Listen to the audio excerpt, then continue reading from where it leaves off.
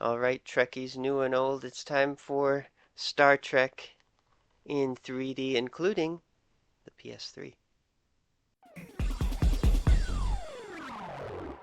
So, first off, just a brief overview of what part of the timeline we're in and the franchise up to this point. Star Trek, of course, the original series from the 60s, followed by the animated series. There was supposed to be a follow-up series in the 70s, but instead they ended up making the movie in the 70s, and this was a series of movies that continued on into the 90s, starring the original cast.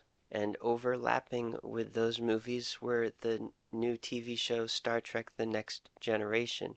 And they ended up having a series of movies themselves, and that ended up overlapping with a couple other shows like Deep Space Nine, Voyager, and finally Enterprise. Now, all of these I would personally, I know there's different ways of looking at it, but personally I would say those all comprise the original run of the series.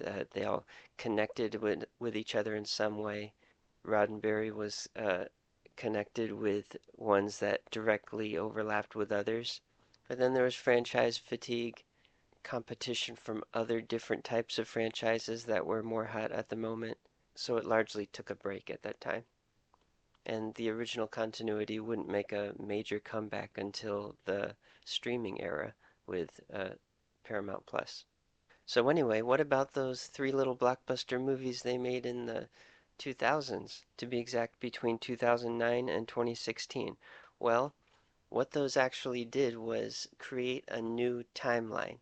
For the common public, it's basically a sort of prequel slash really a remake. But because Star Trek geeks are involved, they had to include something in the story to justify making a remake while not overwriting the original timeline. And alternate universes are not foreign to the franchise already. That's already an integral part of Star Trek.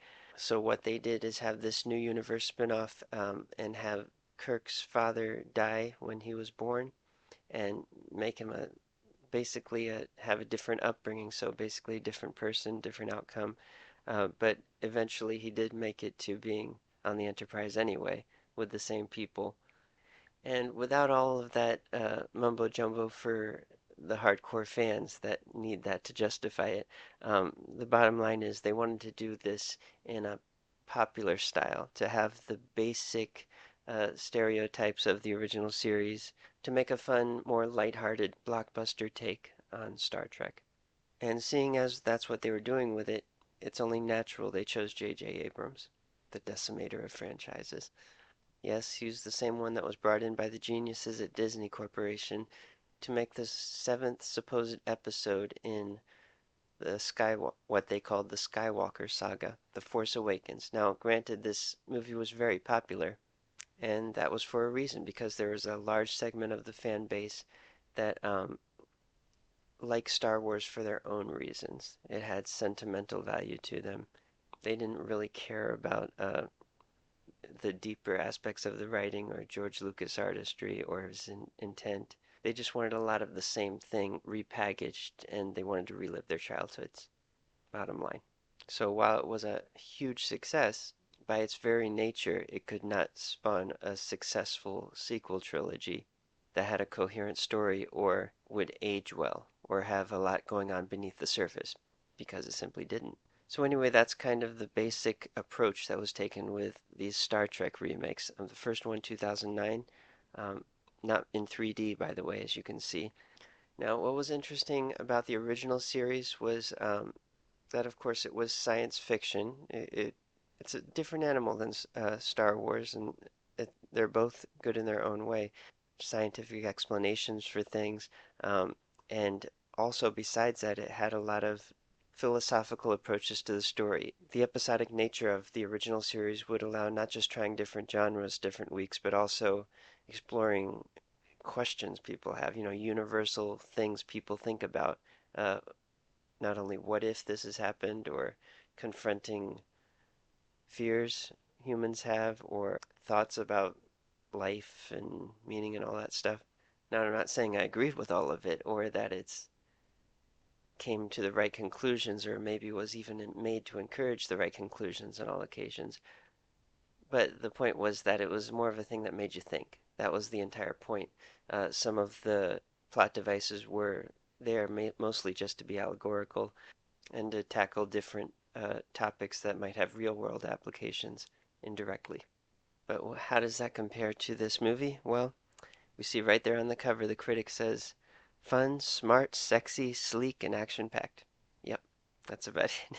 So it takes the stereotypes of the Star Trek characters, the blurry vision that the common public has of memories of seeing an episode here and there, the quirks of the characters, and it uses that as puppets to make a really shallow action movie.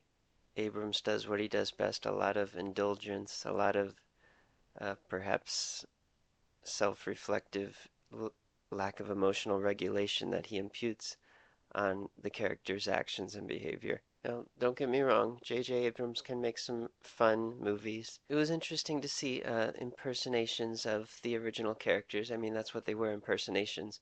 But that was still fun. Chris Pine, who played the actor who plays Kirk, um, sometimes more than others, you'll see him his try his best to do a William Shatner, and it's kind of funny to see. I mean, it works. It's he does a decent job, but it's not consistent. I'd just say it's periodic. Like once in a while you'll notice it, and then he's just himself. But I'd say the most noticeable one would be Bones. He's just funny because he's doing a straight up uh, full-fledged impersonation, and it's just funny how he talks so earnestly and says, "Good God, Jim," and "I'm a doctor, not a," all the famous lines that they use throughout the movies. And on another positive note, the music was good. It was composed by Michael Giacchino. He's done lots of movies, like Rogue One, The Incredibles, even gentle themes like the memorable theme to Up. Well, anyway, he did the theme for Star Trek, and it's actually pretty good. And it's memorable, and it's iconic, and it feels like it has a home in the Star Trek canon. And that's really a Star Trek tradition, like the original series, um, the motion picture. The theme from that was later used for The Next Generation and came to be more closely associated with that. And even Deep Space Nine and Voyager. Voyager, that's probably one of the best themes of all time. That's amazing. And Enterprise as well. All had good, solid, memorable themes. And so does this. It just feels kind of wasted on this trilogy. And that seems to be a little less common today. Soundtracks seem to be going more for ethereal, atmospheric sounds, um, more like background music, background noise, if you will. Not as much as classic soundtracks where they would have themes and something that you'd remember that would bring back, that would associate even with different characters, but also with the entire story as a whole. So while this did have a very nice main theme, personally the soundtrack as a whole I found to be a little redundant and not fleshed out. It sounded like they just recalled that same theme over and over and kind of used up its welcome. So anyway, now on to the 3D part. The next one came out in 2013, Star Trek Into Darkness. And this is a good 3D experience. This has medium to strong 3D all throughout. And besides a lot of depth from the actual layers, it also includes a lot of particle depth, which makes the range of 3D even stronger.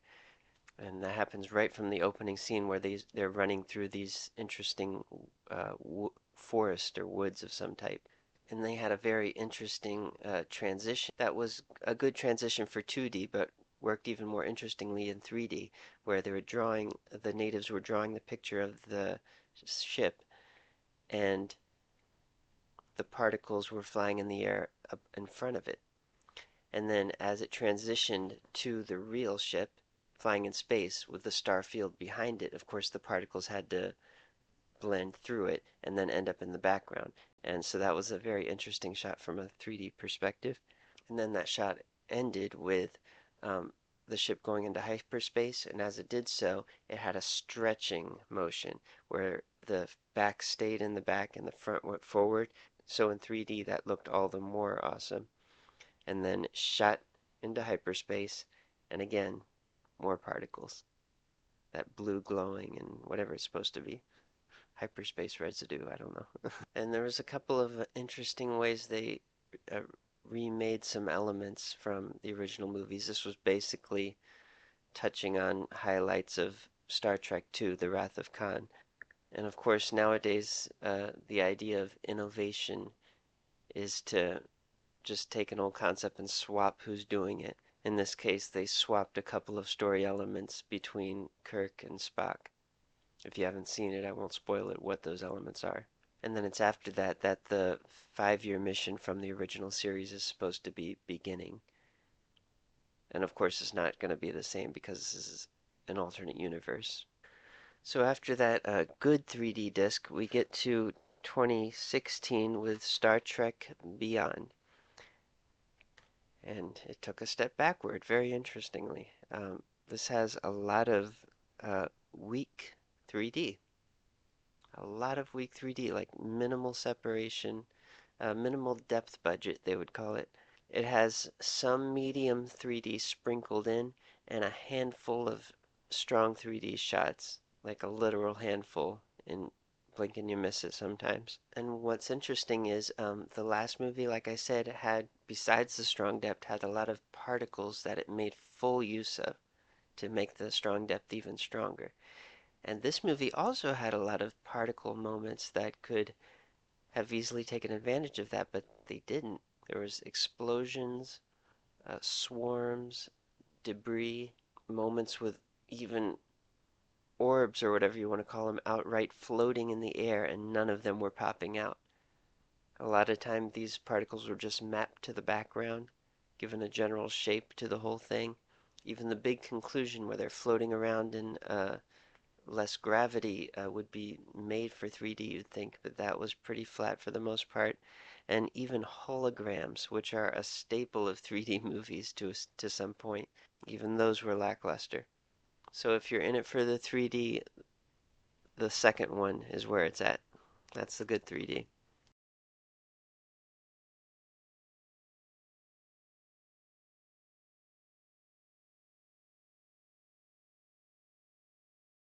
But how about 3D for gamers? Yes, they also released a PlayStation 3 game, Star Trek, and this was released in 2013. It starts up playing in 2D, and then you go into the settings and turn on the 3D.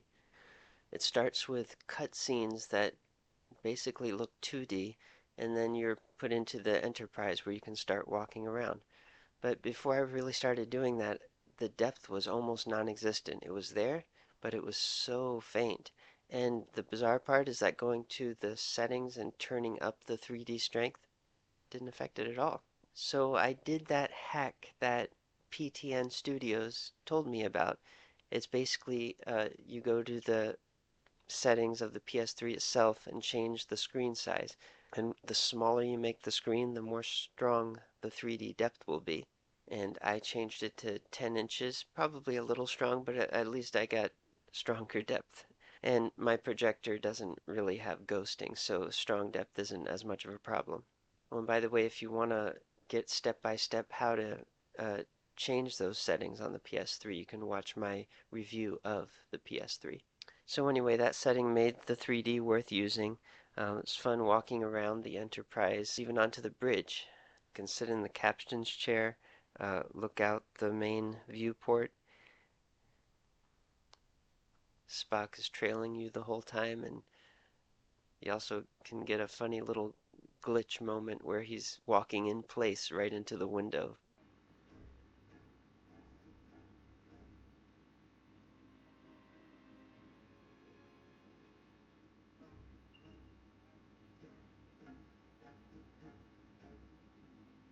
So turning up the depth works for the gameplay, of course. It also works for some intermediary scenes, and some cut scenes though look like it's just the same flat level, but it's widely separated and even uncomfortable. And then again, go to another cut scene and that one's flat. And then gameplay on the next level after that, while decent for the most part, has some further glitches, like can't decide whether Spock is in front of Kirk or behind him, and suddenly he's a giant.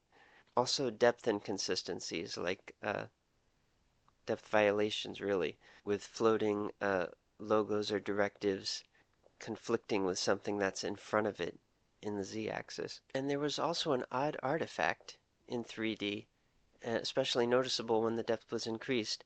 Around the edges of characters, you notice them sticking to the background basically, and the pixels would be stretched in between. It's the same kind of artifact you would see in 3D conversions, like where you apply a depth map to a picture and it shifts part of that picture according to the depth map. So yeah, it had these artifacts that look like in-painting artifacts. So yeah, it had these eyesores around the edges, which was just strange. And you can see why 3D gaming didn't really take off because it just didn't feel ready for prime time. Um, as a person who likes 3D, and I'm sure other people can relate, 3D fanatics, we don't mind the stuff, we're used to it. There's all kinds of stuff we put up with and workarounds we do. It's all part of the love of 3D, but for the common public, this is not something um, that people would want to put up with. It's either easy or forget about it. Moving on to the next thing. So anyway, that was our look at Star Trek in 3D. Maybe you personally like the approach these movies took. It's not for me so much, but it was an interesting contrast. But if you do prefer the way Star Trek was originally intended and was basically for the first 3 decades of its existence, you can always go back and watch the best Star Trek film there is. And of course, you know what I'm talking about. See you next time.